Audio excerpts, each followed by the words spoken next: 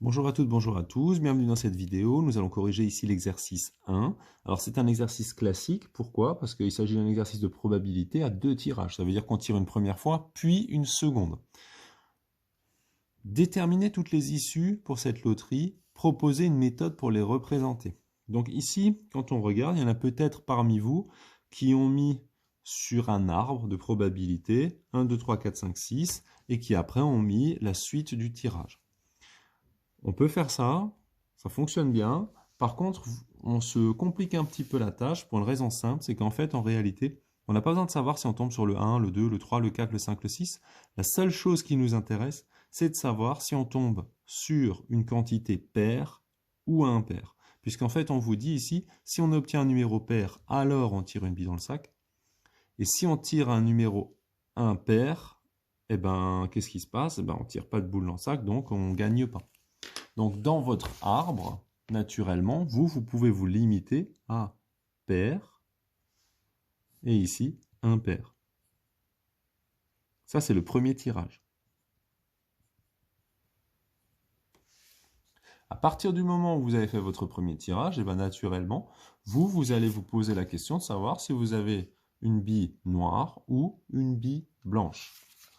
Donc ça, c'est le deuxième tirage. Donc on a N pour noir, B pour blanc. Donc ça, ce serait ce qui se passait, c'est si systématiquement on tirait une bille. Mais quand on lit l'énoncé, il y a écrit « Si on obtient un numéro pair, alors on tire une bille dans le sac contenant 3 billes noires et une bille blanche. Si on tire une bille blanche, alors on gagne le gros lot. » En fait, en réalité, cette partie-là n'existe pas sur l'arbre, puisque quand on a une boule impaire, on ne tire pas dans le sac. Donc quand on va refaire ici l'arbre, qu'est-ce qu'on va faire? On va simplement mettre pair, impair. On va mettre noir, blanc. Et de ce côté-là, on met rien du tout. Donc si vous avez envie, évidemment, moi je vous ai dit, on met bien ça sous forme de colonne. Donc premier tirage, deuxième tirage. Alors on fait attention parce que autant pair et impair, on a autant de chances. On a un demi et un demi, puisque quand on regarde sur la roue, on a bien 1, 2, 3 nombres impairs et 1, 2, 3 nombres pairs. Par contre, noir et blanc, on n'a pas un demi, on a 3 sur 4 pour les noirs et 1 sur 4 pour le blanc. Donc noir, on a 3 sur 4, blanc, on a 1 sur 4. Et donc maintenant qu'on a fait ça, naturellement, on peut mettre et présenter l'ensemble des issues. Alors, première issue possible, on peut avoir pair puis noir.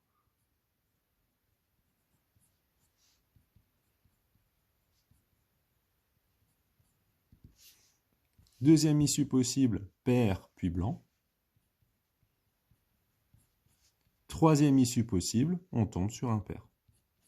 Et là, il n'y a plus rien derrière, puisqu'on n'a pas dit qu'on tirait dans le sac. Question 2. Quelle est la probabilité de pouvoir tirer une bille? Donc quand on veut tirer une bille, ça veut dire qu'au départ, on est tombé sur un numéro pair.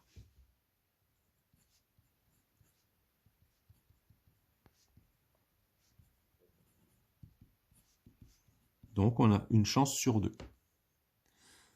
Question 3, quelle est la probabilité de gagner à cette loterie? Alors pour gagner à cette loterie, parmi les 3 issues possibles, il n'y en a qu'une seule qui permet de gagner, c'est d'avoir pair puis blanc. Donc ici, la probabilité de gagner, c'est la probabilité de tomber sur pair puis blanc. Et donc ici, quand on regarde, je vous ai toujours dit, on suit le chemin qui nous intéresse et on multiplie au fur et à mesure les probabilités. Donc on fait 1 demi fois 1 quart. 1 demi fois 1 quart, ça fait donc 1 huitième. Dernière question. En une journée, le forain espère que 200 joueurs tenteront leur chance. Combien de lots risque-t-il de distribuer? Donc ici, ce qu'il faut bien comprendre, c'est que si vous avez 1 huitième de chance de gagner, naturellement, en fait, ça revient à dire que c'est une proportion. Ça veut dire que vous avez un gagnant parmi 8 joueurs. Ça, évidemment, c'est si la proportion est en adéquation avec la probabilité qu'on avait trouvée. Et bien, si vous avez 200 joueurs, on va essayer de se poser la question de savoir comment on passe de 8 à 200. Si vous cherchez ça, on fait 8 fois combien égale 200, donc 200 sur 8. Ou alors, qu'est-ce que vous faites? Vous faites simplement un produit en croix, et donc vous pouvez simplement passer de 1 à celui qui est en dessous, donc en faisant 1 fois 200 sur 8, ou alors on passe de 1 à 8 en faisant fois 8, et pour passer de 200 à celui qui est là, et ben, qu'est-ce qu'on va faire? On va faire 200 simplement divisé par 8. Donc 200 divisé par 8, ça fait 25.